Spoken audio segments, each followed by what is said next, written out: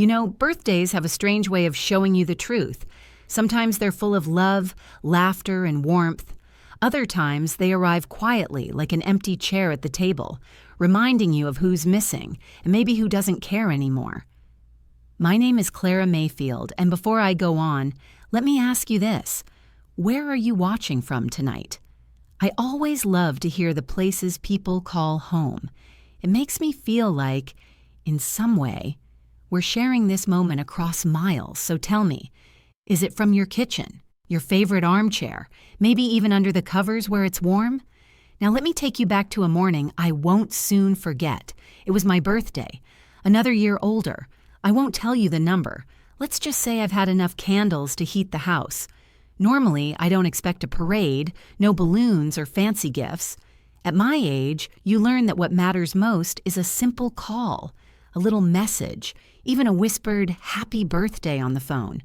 That's more than enough to keep the heart full. I woke early that day, the sun just creeping through the curtains. I brewed my coffee, sat by the window, and listened to the birds outside. The world was going about its business, trains humming in the distance, a neighbor walking her dog, and there I was, waiting. My phone sat on the table like a stubborn child, refusing to light up. I told myself, they're probably still asleep. It's early. The hours moved slowly.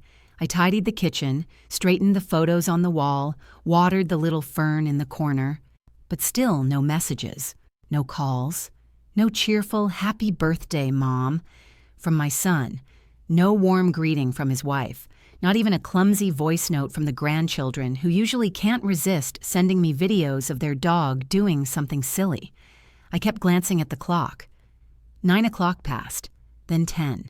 At 11, I brewed another pot of coffee and tried to distract myself with the crossword puzzle. But each empty square reminded me of the silence filling the house. By lunchtime, the pit in my stomach was heavier than any meal I could have fixed.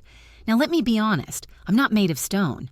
I can act strong, but that day, the silence felt cruel. My heart kept whispering, did they forget? How could they forget? And then another voice answered, maybe they didn't forget. Maybe they just don't care the way they used to. That thought sat like a cold stone in my chest. I thought back to past birthdays, how my husband, God rest his soul, used to make a fuss. A simple fuss, mind you. A card he scribbled at the kitchen table, a slice of cake he bought on the way home, a kiss on the forehead as he'd say, "Another year wiser, Clara." It wasn't grand, but it was love. And now, sitting alone, I felt the absence of all that love like a draft sneaking through the cracks of the window. By late afternoon, I couldn't keep it in anymore. I picked up the phone and typed a message into the family group chat. Just a short one. Nothing dramatic. I wrote, feeling a little sad today. It hurts that no one remembered my birthday. My hands trembled a bit as I pressed send. The moment I sent it, I sat back and sighed. Part of me hoped it would jolt them awake, that they'd rush to say, "Oh, Mom, we're so sorry. We didn't mean to forget." I wasn't asking for gifts or grand gestures, just acknowledgement, just proof that I mattered in their day. I put the phone down, folded my arms, and stared at the screen, waiting for those little dots to appear. You know the ones, the 3 blinking dots that mean someone's typing. It felt like I was watching for a heartbeat, but nothing came. The phone stayed still, blank, unbothered. I checked my internet, thinking maybe something was wrong. No, it was working just fine. I walked around the house a bit, trying not to keep staring at the phone. But when I came back, the screen was just as quiet. And in that silence, something inside me began to crack. I started to wonder about my place in their lives, about how easily parents can turn into afterthoughts once their children grow their own families. It's a bitter pill, realizing the people you poured your love into might not think to pour it back when you need it most.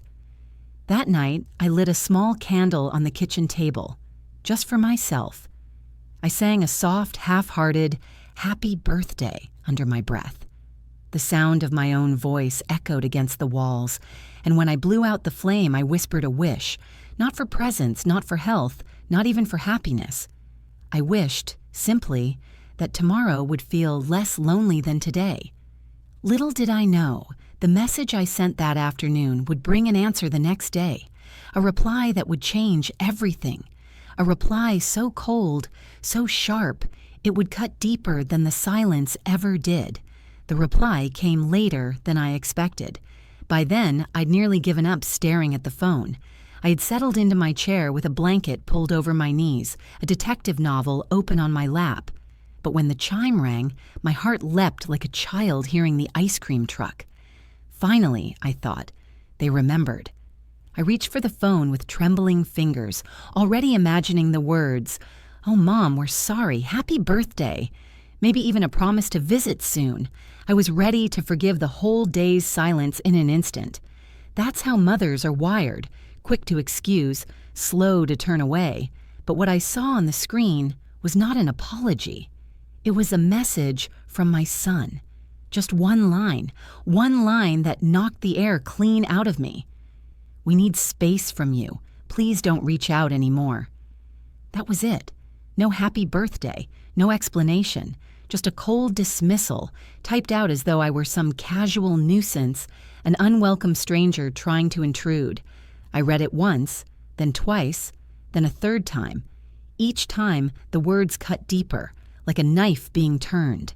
My throat tightened, and I felt heat rise behind my eyes. I blinked hard, but the tears came anyway, blurring the letters until the whole message looked like a cruel watercolor painting. And then, as if fate wanted to twist the blade, I noticed something else. Right beneath his words, his wife had pressed that tiny, mocking like button, that little thumbs up, glowing blue, as if to say, "Yes, we agree. Get out of our lives." It's hard to describe what betrayal feels like in the body.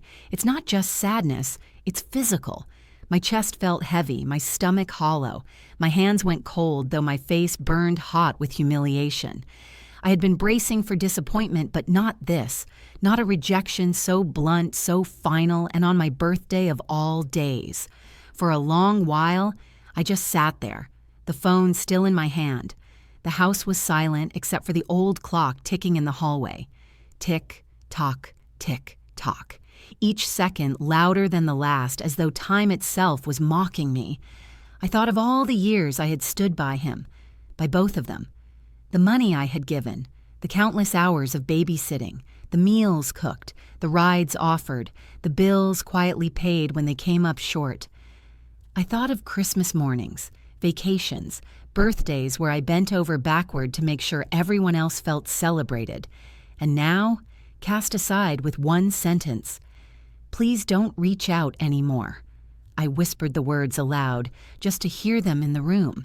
They sounded even harsher when spoken, echoing against the walls of my empty living room. It felt like my son had placed me outside the family circle, locking the door behind him, while his wife stood smirking with the keys in her hand. The cruelty wasn't just in the message, it was in the casualness of it. They hadn't even bothered to call. At first, I tried to reason with myself. Maybe he's just stressed. Maybe they're going through something I don't know about. Maybe tomorrow he'll call and explain, apologize, take it back. That's what I told myself, because the truth was too painful to swallow. But the more I stared at that blue thumbs up, the less room there was for excuses. They hadn't just forgotten me, they had dismissed me, brushed me aside like an old coat that no longer fit. The tears came heavier now. I pressed the phone to my chest and let the sobs shake me. I felt foolish, humiliated, unwanted. A woman could live a whole life, raise a family, and still end up discarded like a note crumpled and tossed in the bin. And then slowly, the tears gave way to something else. A new heat rose in me, not sadness this time, but anger, righteous anger. The kind that reminds you you're still alive, still worth something. I sat up straighter, wiped my face, and set the phone down on the table. If they wanted space, they would have it, but not the way they imagined. I opened my contacts list and began blocking. First my son, then his wife. One by one, I shut the digital doors, just as they had shut me out. Each tap felt like closing a gate, protecting what little peace I had left. But I didn't stop there, because I realized something. They hadn't just been living off my love. They had been living off my fortune, too. The savings I had built through decades of hard work, the house they stayed in during lean years, the monthly gifts that had quietly turned into allowances. If they wanted space, well, let them have it. All of it. Space from my money, space from my home, space from every safety net I had ever stretched beneath them. That night, I went to bed with red eyes but a hardened heart. The silence no longer felt like emptiness. It felt like clarity. Still, I couldn't have predicted what would come next, because the following morning, I woke to find my phone vibrating off the table, over and over, buzzing like a swarm of angry bees. When I picked it up, the screen told the story plain: 99 plus missed calls, dozens of new messages. After a lifetime of feeling invisible, suddenly I was the center of their world again. But this time the power had shifted, and I wasn't about to hand it back. I've always believed that love without boundaries isn't really love, it's servitude. That morning, staring at the endless stream of missed calls, I realized I'd crossed into servitude long ago without even noticing. My son had learned to treat my generosity not as kindness, but as obligation. And his wife? She seemed to view it as her rightful inheritance, something she never had to earn. But when I pressed that block button the night before, something in me shifted. A door closed, yes, but a window opened. For the first time in years, I felt like I was steering my own life instead of sitting quietly in the passenger seat. Still, don't think it was easy. The temptation to pick up the phone was strong. Each buzz carried a whisper. What if it's different this time? What if he's sorry? What if you're wrong? That's the trouble with being a parent. You never quite stop hoping. Even when your heart's been stepped on, you hold out your hand, praying for a gentler touch next time. But I knew hope alone wasn't enough. I had to draw the line. And so, after silencing the endless vibrations, I went to my desk, pulled out the file where I kept my financial papers, and began to review every account. For decades, I had been the quiet benefactor. Mortgage payments gifted here, school tuition covered there, emergencies handled with a check. At first it felt good to help, then it became expected. Eventually, it turned invisible. Well, not anymore. That day, I called my lawyer, a steady-voiced man named Harris who had helped me manage my estate after my husband passed. He knew the family dynamics better than most, though even he raised his eyebrows when I explained what had happened. "They told you not to reach out?" he repeated, incredulous. "On my birthday," I said flatly. He shook his head. "Then they'll live with the consequences." Together, we revised the documents. Trust funds paused. Automatic transfers cut off. My will rewritten to reflect not just bloodlines, but loyalty and respect. It felt harsh, but as I initialed each page, I realized harshness wasn't the right word. Clarity was, because what is money really if not an extension of your values? Every dollar you give away is a message. I support you. I believe in you. I want to see you thrive. But if that message gets twisted, if the receiver interprets it as, "You owe me this," then the gift rots into something poisonous.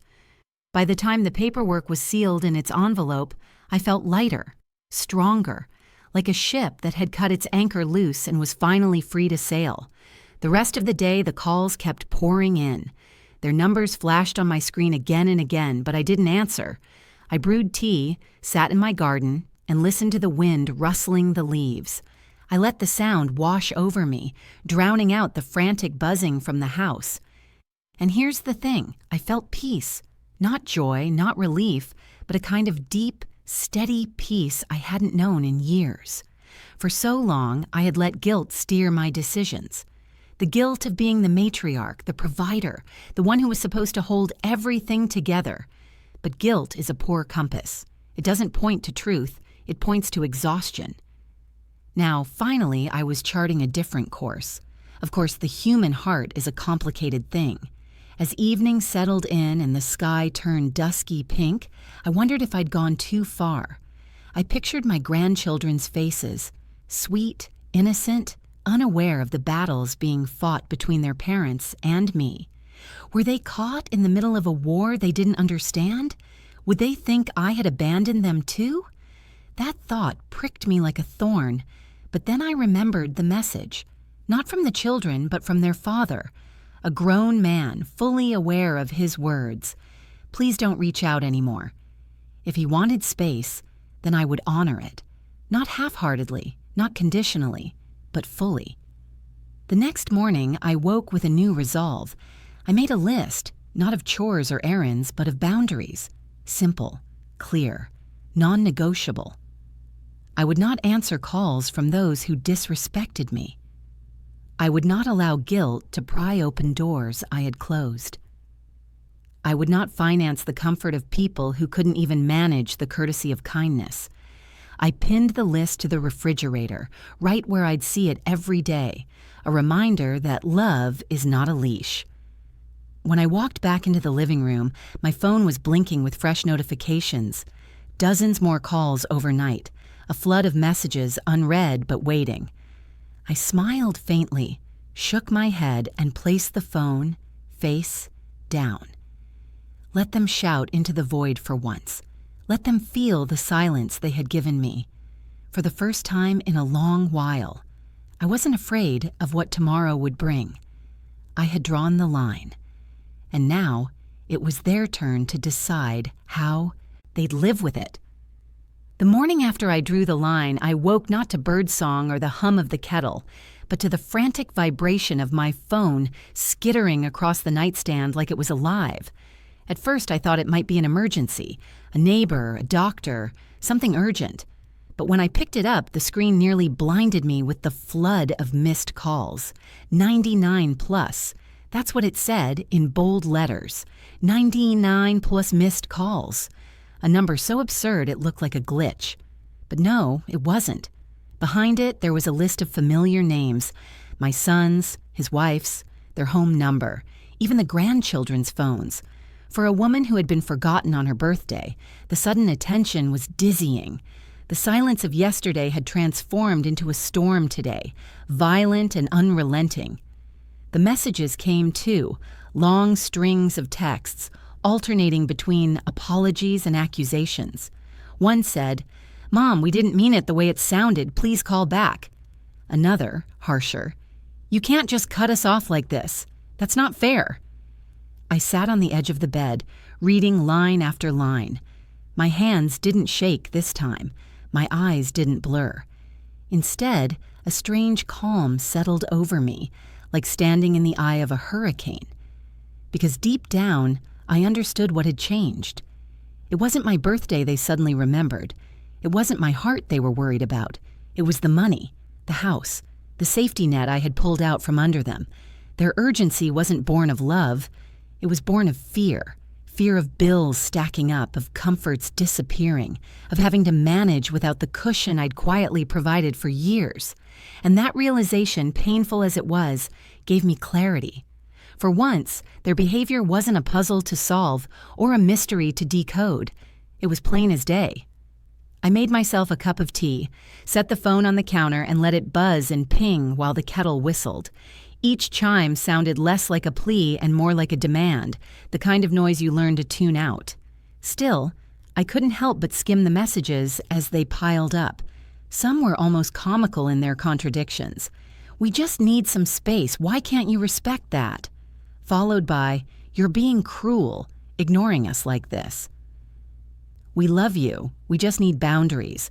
Followed by, "You'll regret this when you're old and alone." The whiplash was almost theatrical. If it hadn't been my own son's words, I might have laughed.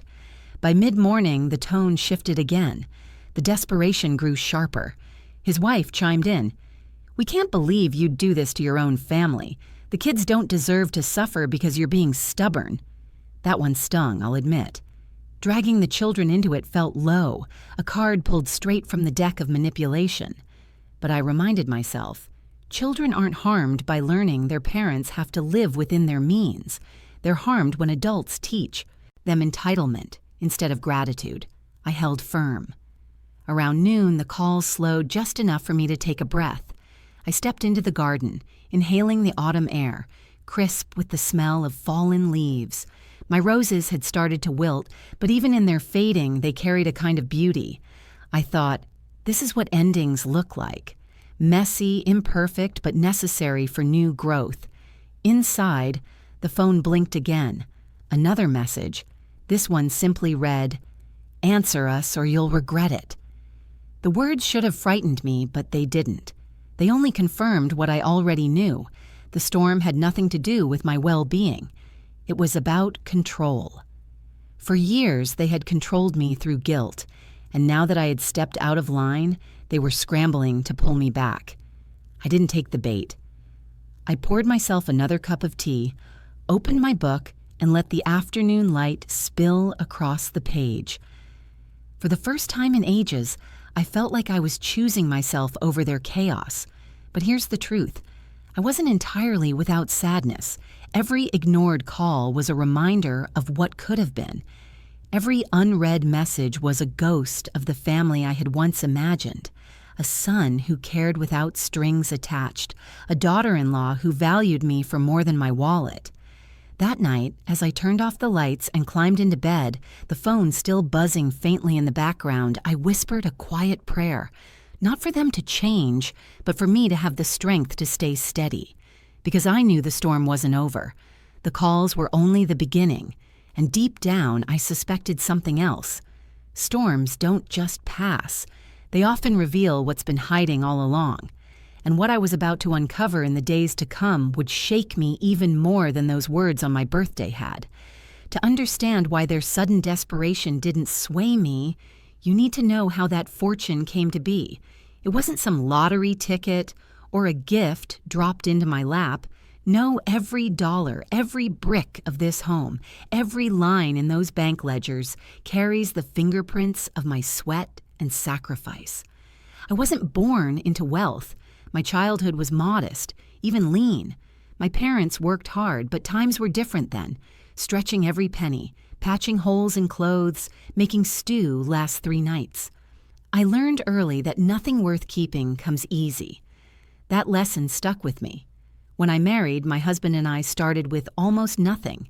He was a mechanic with grease under his nails, and I was a secretary at a dusty little office where the typewriter keys stuck if you struck too fast. We pinched and saved. We mended shoes instead of buying new ones.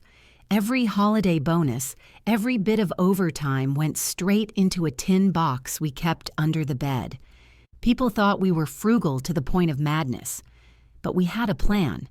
A dream, really, and we weren't afraid of long roads. After years of scraping by, we bought our first rental property, a shabby little duplex on the rough side of town. Most folks would have walked right past it, but we saw potential. Weekends became construction zones. He fixed plumbing while I painted walls, scrubbed floors, hauled debris. My hands blistered, my back ached, but I'll never forget the pride of watching tenants move in, rent checks in hand. That was the seed. We reinvested every penny, slowly growing from 1 property to 2, then 4, then more. Alongside that, I learned to read balance sheets, negotiate contracts, and sit across the table from men who didn't think a woman belonged in business. I held my ground anyway.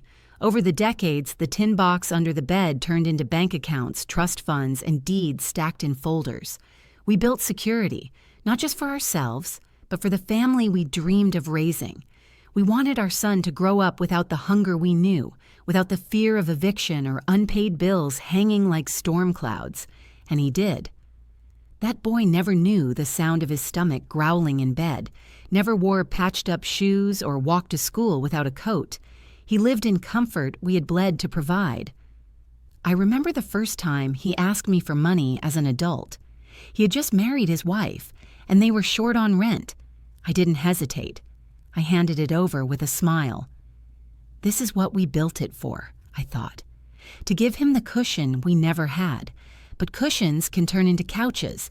couches into thrones. Over time, those small loans became bigger.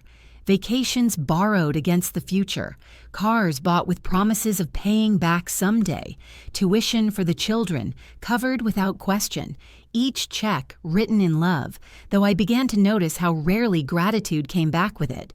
Still, I told myself, that's family. That's what we're here for. And perhaps, in my generosity, I trained them to believe the money would never stop flowing, like a tap that could never run dry.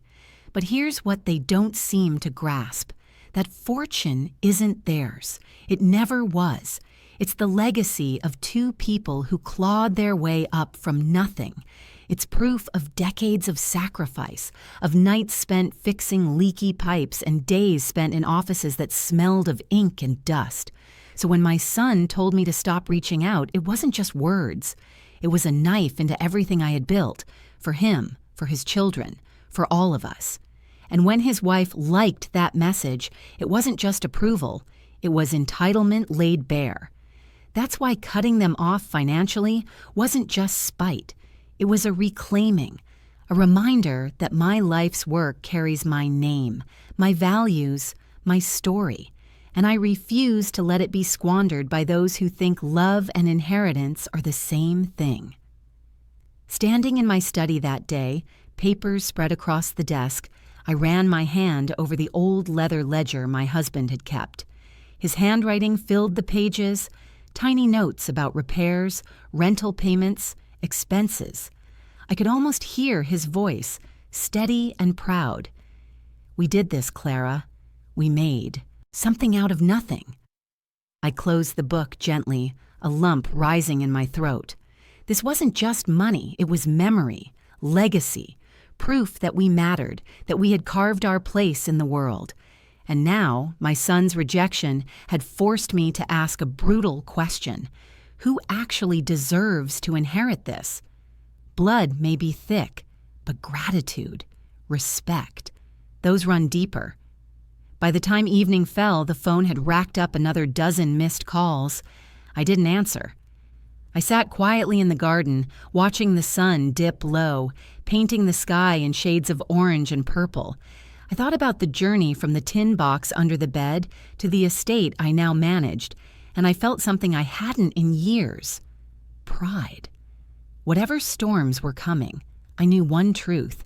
I had built this life, and no dismissive message, no cruel thumbs up from an in-law could erase that. Looking back now, I can see the slow creep of it, the way gratitude quietly dissolved into expectation, how thank you turned into, of course. It didn't happen overnight. No, entitlement is clever. It slips in like a draft under the door. At first, you hardly notice, and by the time you do, the whole house is cold. It began with little things. My son and his wife had just started out, tight on money like most young couples. I slipped them cash for rent 1 month. They were grateful, embarrassed even. I remember my son saying, "We'll pay you back as soon as we can." He meant it at the time, I think. But months passed and the repayment never came. Then came another emergency, a car that broke down, then tuition payments for the kids. Each time I reached for my checkbook without hesitation. Love makes you do that. You don't want to see your children stumble when you've worked so hard to build a smoother road for them. The trouble was, I didn't notice when the requests stopped being sheepish, when they started arriving like orders instead of appeals. "We'll need help with this. Can you cover that?" As if my role had quietly shifted from mother to financier, and I enabled it. Oh, I can admit that now. I told myself I was investing in their stability, that this was what all my sacrifices were for. But if I'm honest, part of me also liked being needed. It gave me purpose. After my husband passed, those requests, those calls for help, made me feel less alone, like I was still central to their world. But need is not the same as love. I see that now. The change in tone was subtle, but relentless. Holidays became a showcase of what I could provide. Vacations were booked with the assumption that I'd chip in. When their home needed new appliances, I was asked, no, expected to help with the upgrade. Each request wrapped in a smile, each smile thinner than the last. And his wife? She was the most transparent of them all. At first she showered me with kindness, flattery, little gifts, endless thank yous. But gratitude, in her case, was transactional. The more I gave, the warmer she became. The moment I paused, the warmth cooled. I'll never forget one Christmas. I had spent weeks preparing gifts, carefully chosen for each grandchild, each wrapped with ribbons and bows. When I handed them out, the children were delighted. But later, I overheard her whisper to my son in the kitchen, "She should have just given money. That would have been more useful." That one sentence clung to me like a burr. My carefully chosen gifts, reduced to useless clutter in her eyes. It wasn't love she wanted from me. It wasn't thoughtfulness. It was cash. Plain and simple. Over the years, I became less a person and more a purse with legs. My presence was welcome only when it opened doors to comfort. And I let it go on because confrontation is hard, and the silence of being unneeded felt scarier than the noise of being used. But the cracks were there. I remember asking my son once, quietly, gently, if he thought they were leaning too much on me. He bristled, as if I'd insulted him. "You've got more than enough," he snapped. "What else are you saving it for?" That reply sank like a stone in my stomach. Not only had he stopped seeing the money as mine, he saw it as wasted if I wasn't handing it over. My years of hard work, my careful saving, all of it rebranded as his entitlement. I stayed silent then. I smiled, changed the subject, let the bitterness slide off. But inside, a seed was planted, a seed of doubt, of unease.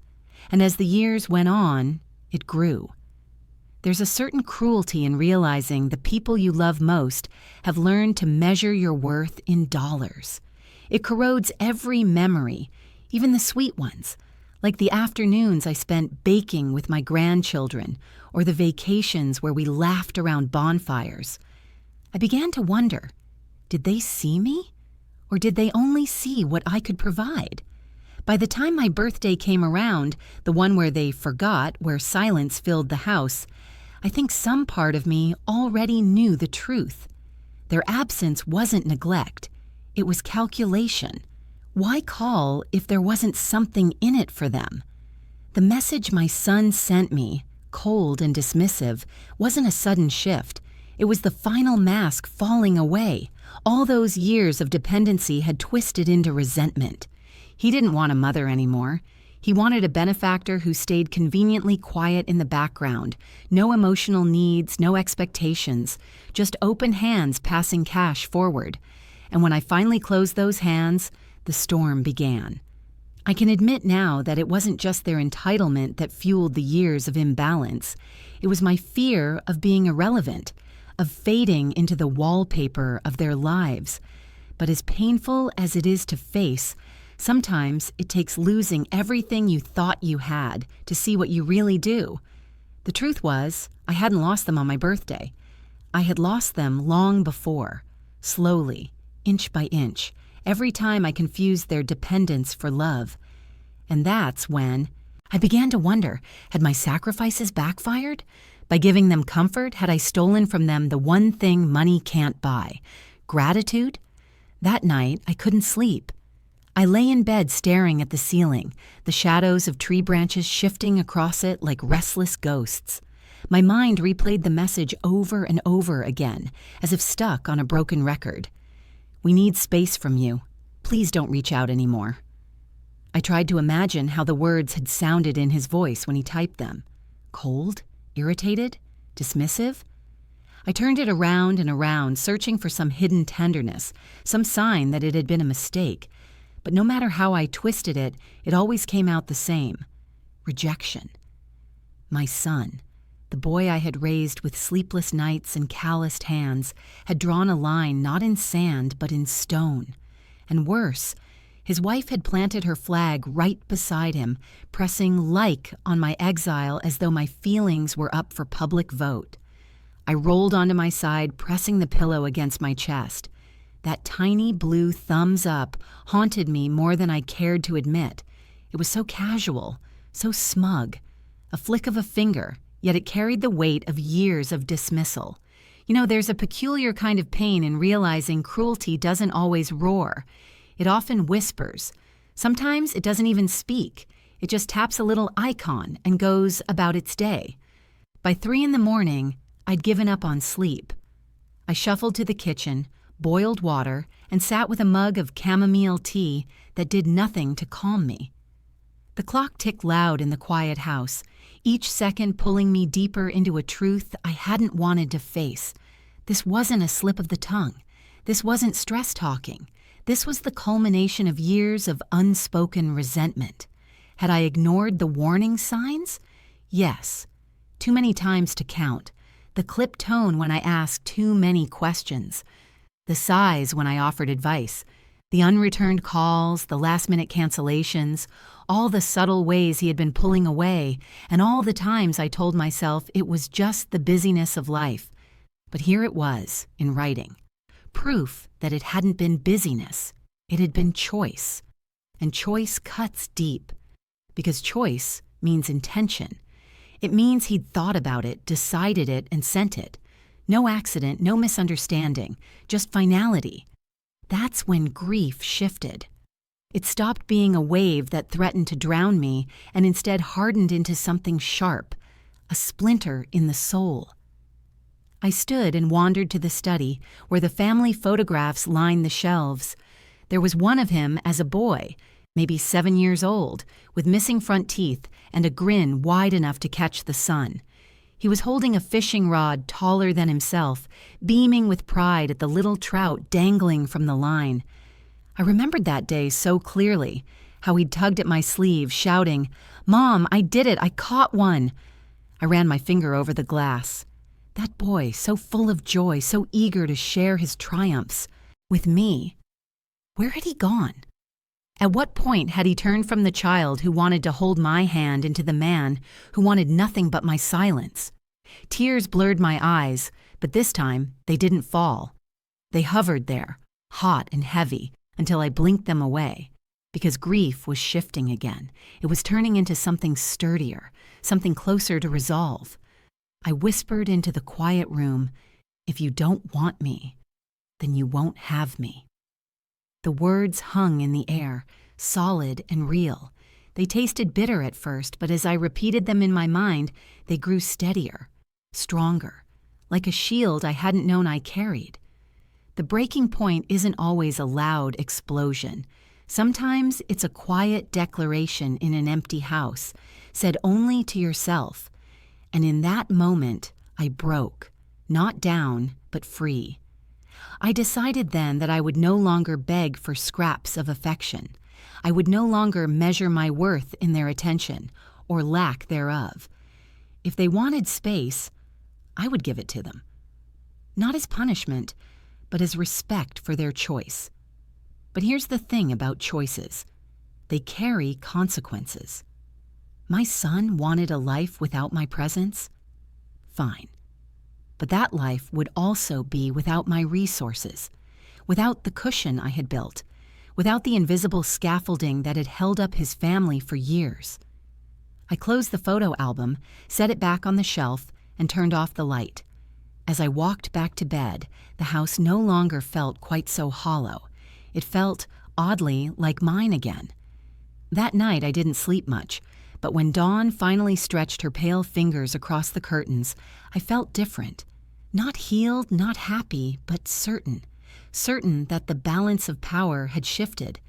They had broken something with their words, yes. But in doing so, they had freed me from the illusion I'd been clinging to for years. And there's a strange kind of liberation in that. I sipped my morning coffee with a steadiness I hadn't felt in a long time. Outside, the storm of calls was still waiting. But inside, I knew. I had already made my choice. By the third day, the storm of calls had turned into something almost theatrical. If the first wave was shock, the second wave was desperation. Now I was facing an entire performance. Apologies in one breath, accusations in the next, pleas wrapped in threats, sweetness soured with anger. I poured myself coffee that morning, sat at the table, and scrolled through the unread messages. I didn't reply, not to a single one, but I read them, each one a little window into their unraveling. The first batch was syrupy sweet. "Mom, we didn't mean it like that. We love you. Please don't take it the wrong way." "You know, we're just stressed sometimes. Of course, we care about your birthday." "Please, let's just forget about it. Can we come over tonight?" For a moment, I almost felt myself soften. The old instinct stirred, the motherly urge to fix, to forgive, to say, all right. Let's move on. But then I remembered.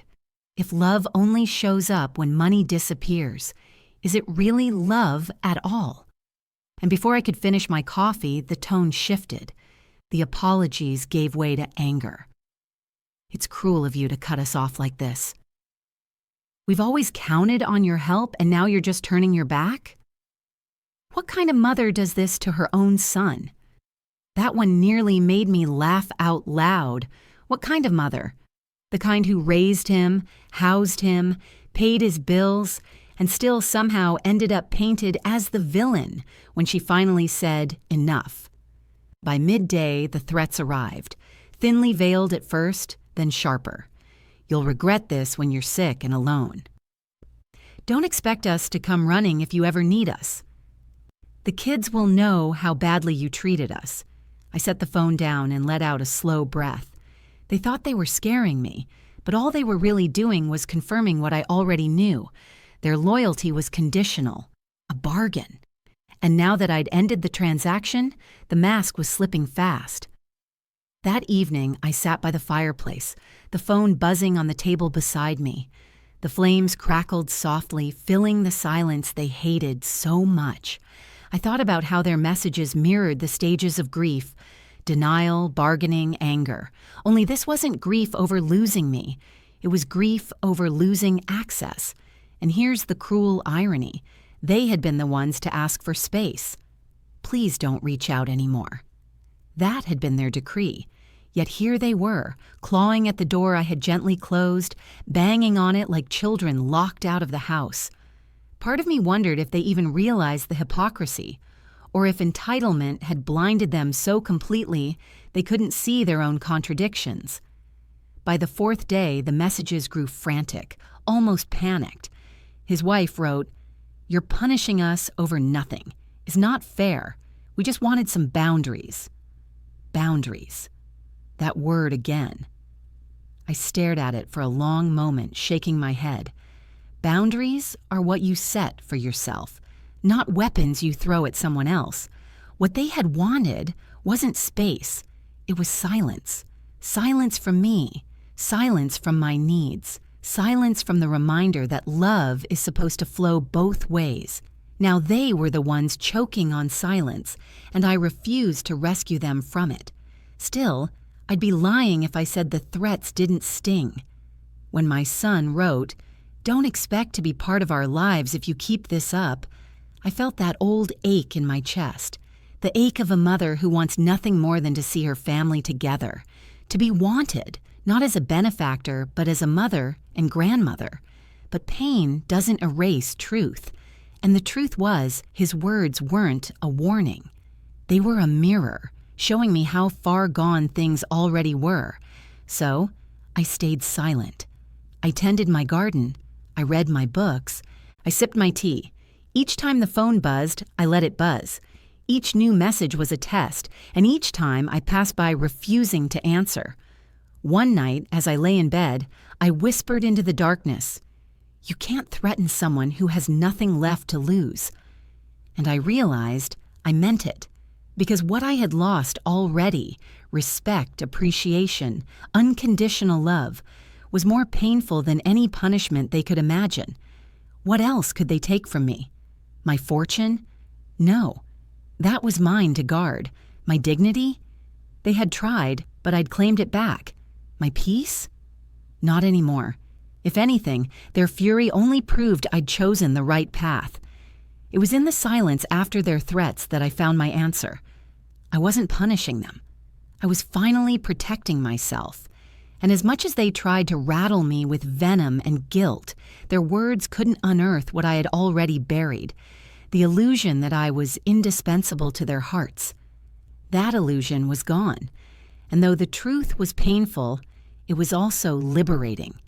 The pleas and threats would keep coming, I knew, but they no longer held power over me. I had crossed the breaking point, and there was no going back.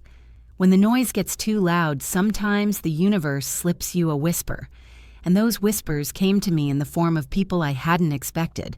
Old friends, distant relatives, even neighbors who'd been watching quietly from the sidelines. It started with a letter in the mail. Yes, a real letter, written in careful cursive. It was from my cousin Anna, a woman I hadn't spoken to in years.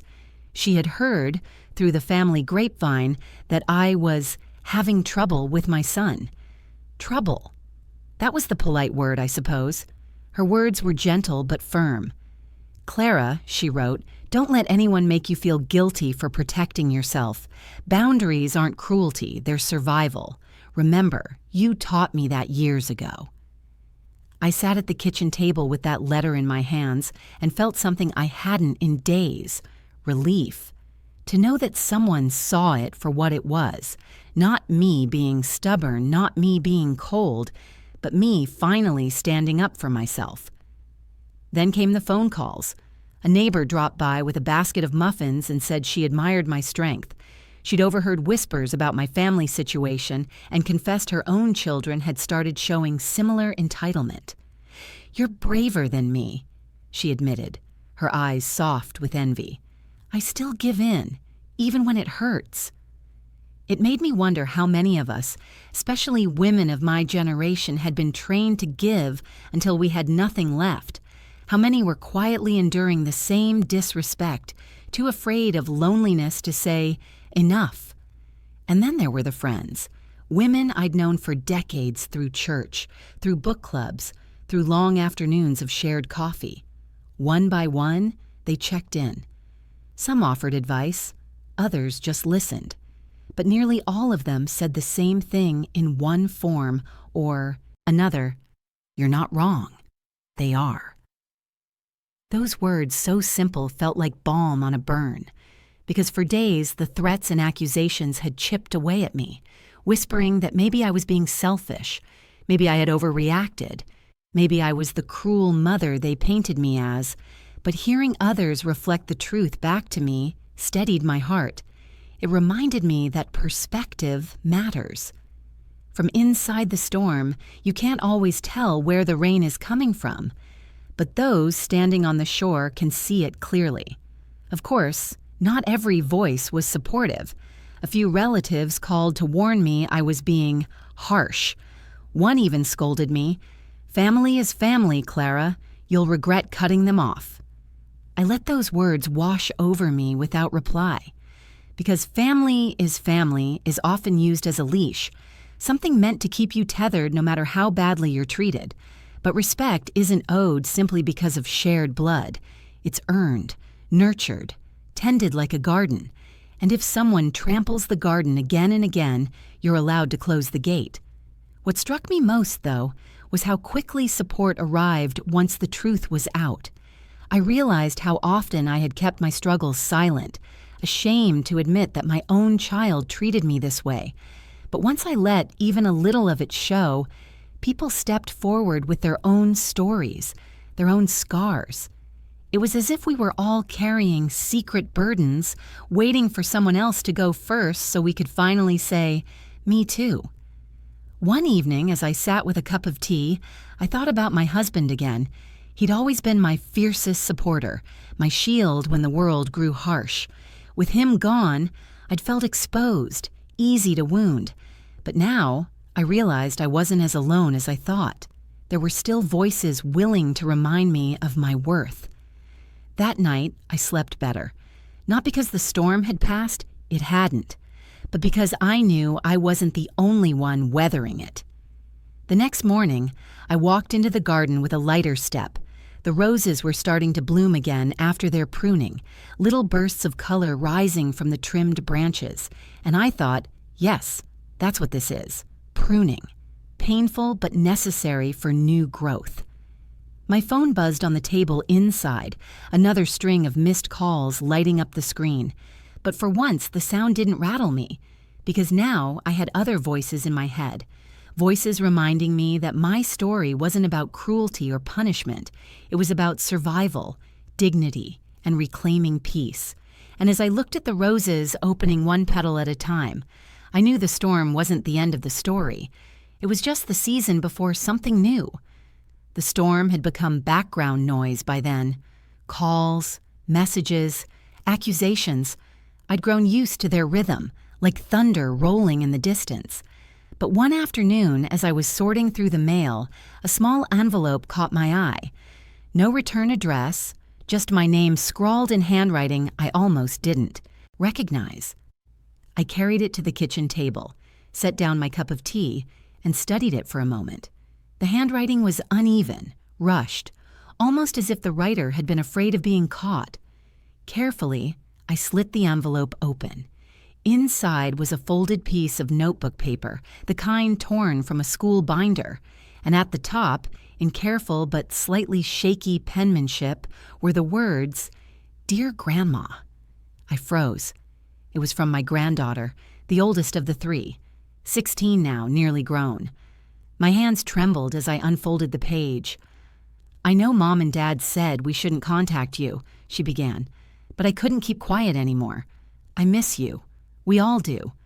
I don't understand why they're so angry, but please don't think I've forgotten about you. I think about you all the time."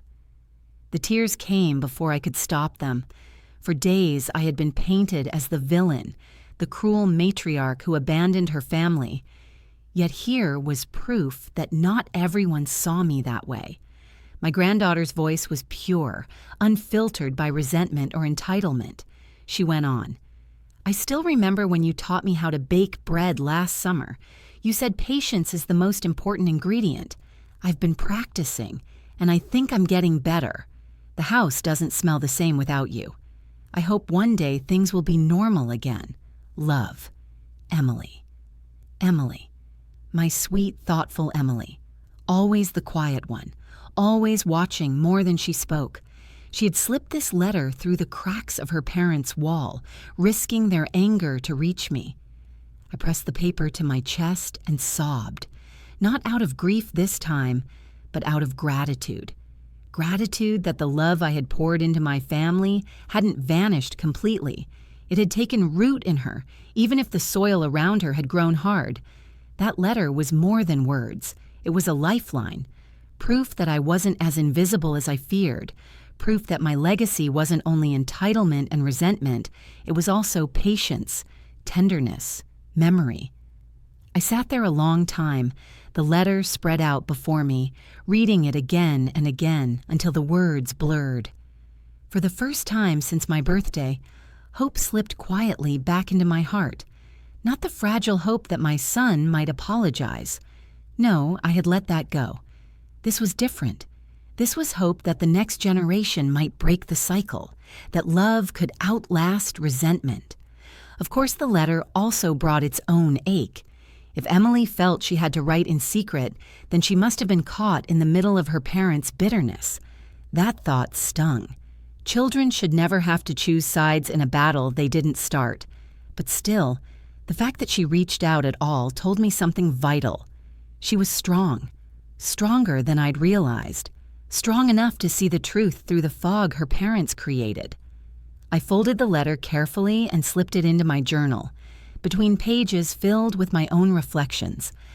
I wanted to keep it close, a reminder that not all bridges had burned. Some were still standing, fragile, but real. That night, as I sat by the fire, I whispered a prayer for her. Not for her to take my side, but for her to grow into the kind of woman who knows her own worth.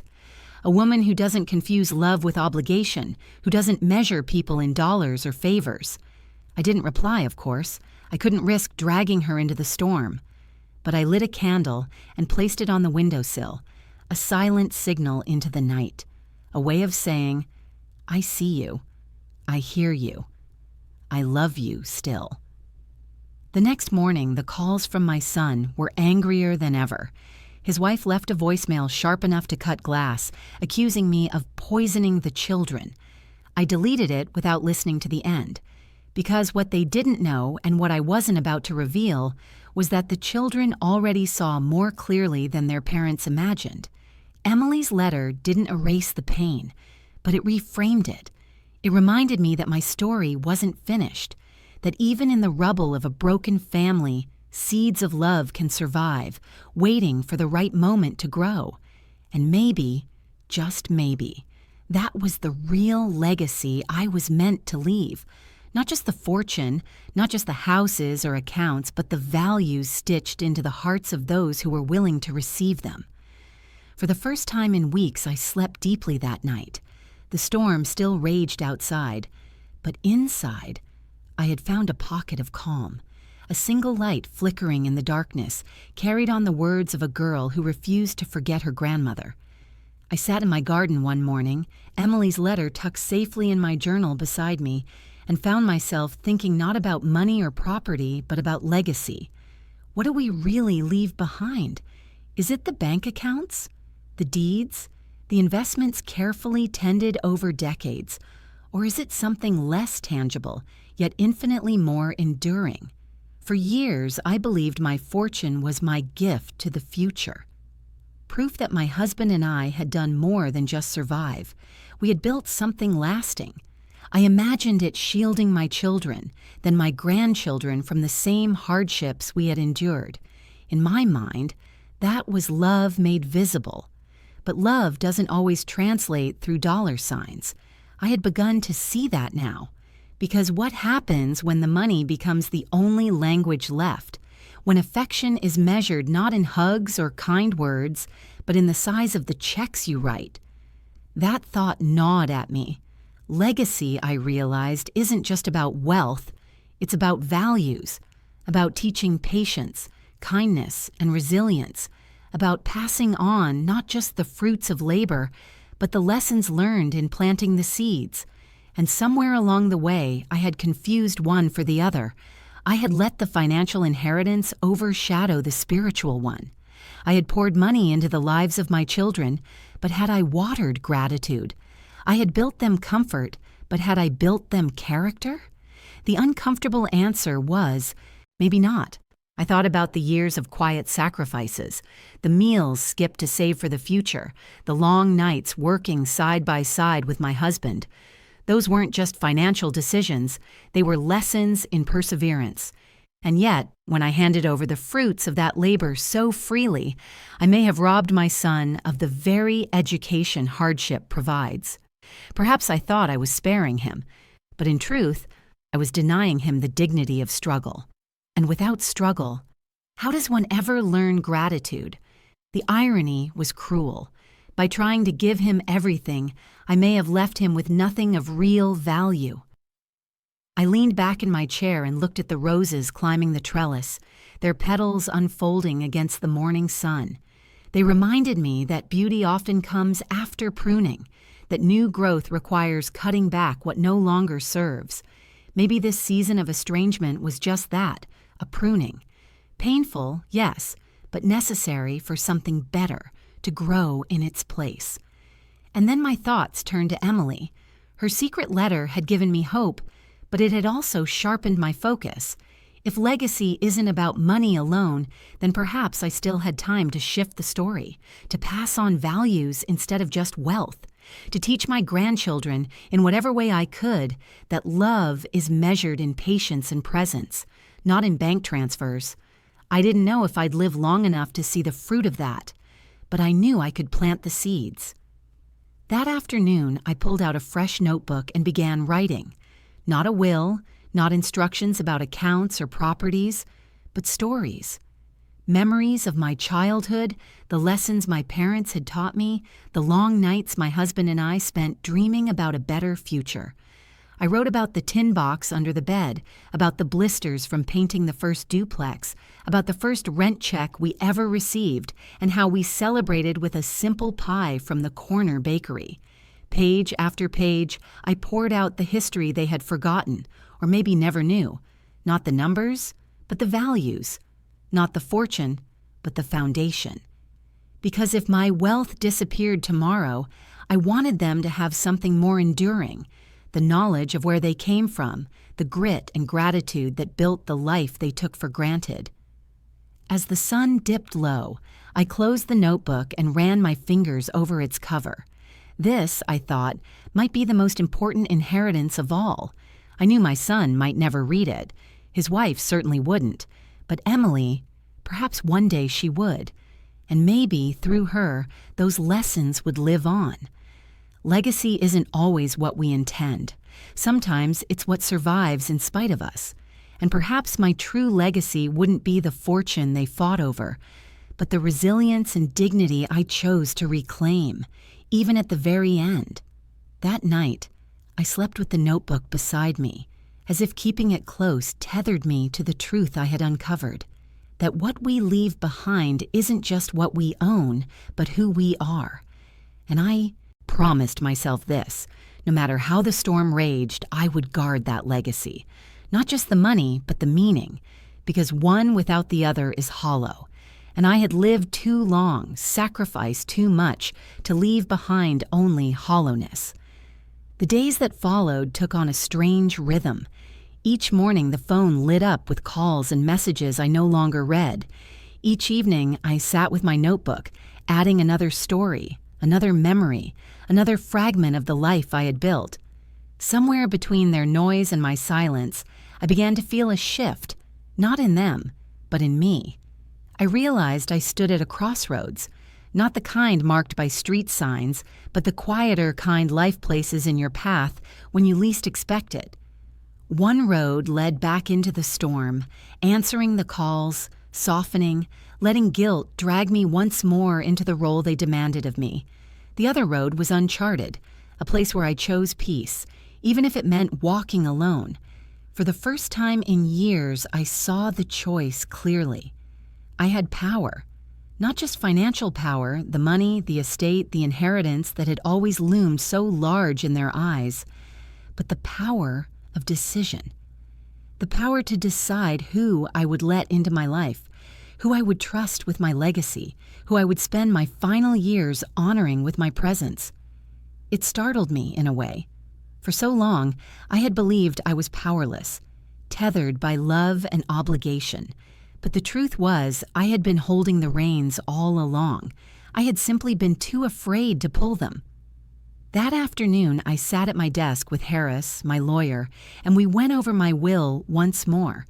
I didn't tell him about Emily's letter. It felt too fragile, too precious to share yet. But I told him I wanted changes. Not to erase my family completely, but to make sure the fortune I had built would not be squandered, that it would serve purpose, not entitlement.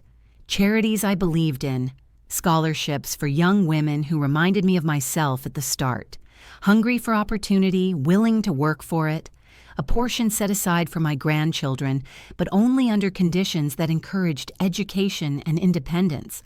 And yes, adjustments to make sure the hands that had dismissed me so easily would not be the ones to benefit most.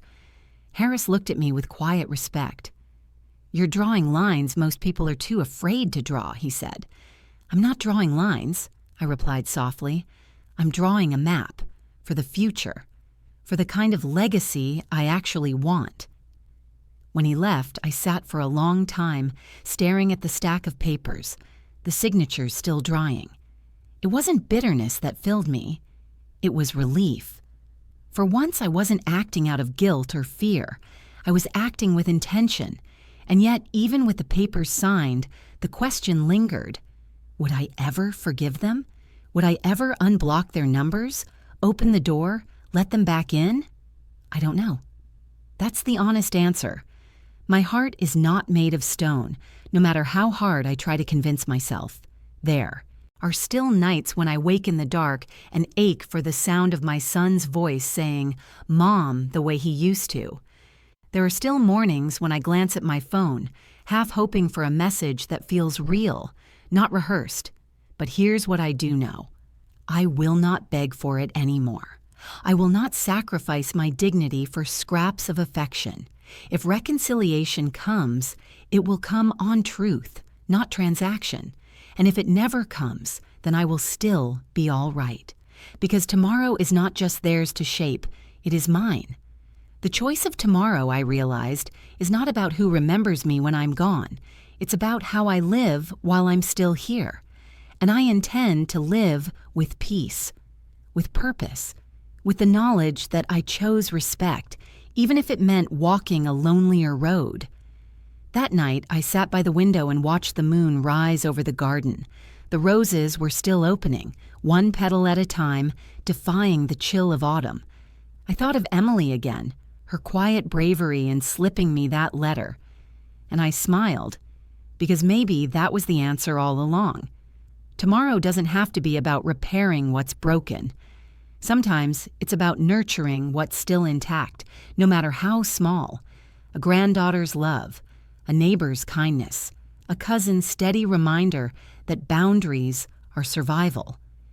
The phone buzzed on the table beside me, another number I didn't recognize.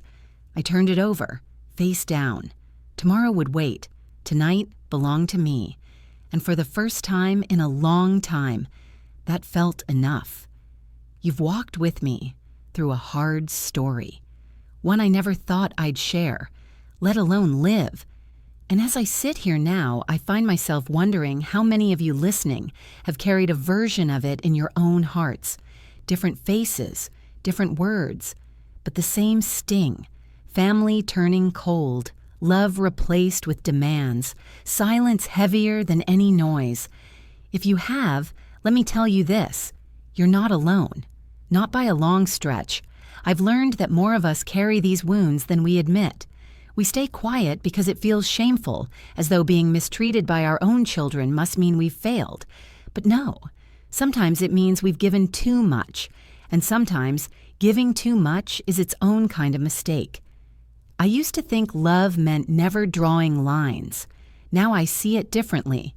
Love without boundaries isn't love at all. It's surrender. And if you surrender yourself piece by piece, eventually you vanish. That's what nearly happened to me. But I didn't vanish. I drew the line. And though it cost me dearly, it also gave me something back, myself. I imagine some of you may be shaking your heads thinking, I could never cut off my children no matter what they said. And that's fair. Every heart has its limits. Every story has its details, but boundaries don't always have to look like mine. They don't always mean silence or distance. Sometimes they simply mean saying, this far and no further. I will not let you treat me this way again, and that's enough. Now, as for the fortune, people get wide-eyed when I speak about it, as if the money is the real heart of the story. But here's what I've realized. Money only magnifies what's already there. If there's gratitude, money becomes a blessing. If there's entitlement, money becomes a curse. My son and his wife saw my fortune as their cushion, their safety net, their right. And when I pulled it back, they panicked. Because they never saw me, they only saw what I provided. That truth was painful, but it also freed me. Because now I know, without a shadow of a doubt, who values me for me and who doesn't. And then there's Emily, my sweet granddaughter, slipping me that letter like a lifeline. She reminded me that all is not lost, that love can survive even in hard soil. Maybe one day when she's grown and free to make her own choices, she'll come back into my life fully. Maybe she won't. But her words gave me hope. And hope at my age is worth more than gold. So if you take anything from my story, let it be this. Your worth is not tied to how much you give, not to your children, not to your spouse, not to anyone. Your worth exists simply because you do.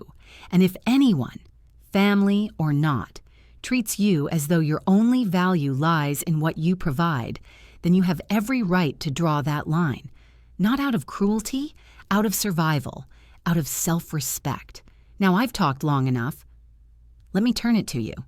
Where are you watching from? Have you faced something like this yourself?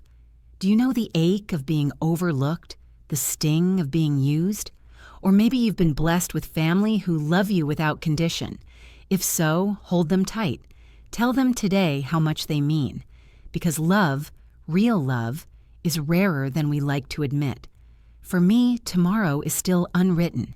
Maybe my son will never call again. Maybe Emily will one day read the stories I'm writing down. Maybe my fortune will serve strangers who'll never know my name, but will live better lives because of it. All of those endings are possible. What matters is that when the end comes, whether it's quiet or loud, I will meet it with dignity, with the knowledge that I chose truth over illusion, respect over fear, peace over chaos. And if my story makes you reflect, even just a little, on your own life, then perhaps it has served its purpose. Thank you for sitting with me through this. Thank you for listening, for hearing not just the pain, but also the strength woven through it. Share with me where you are and perhaps what part of my story echoes in your own. I would love to know. And until next time, remember this: we cannot control how others treat us, but we can control how we respond. And sometimes the bravest response is simply to say, no more.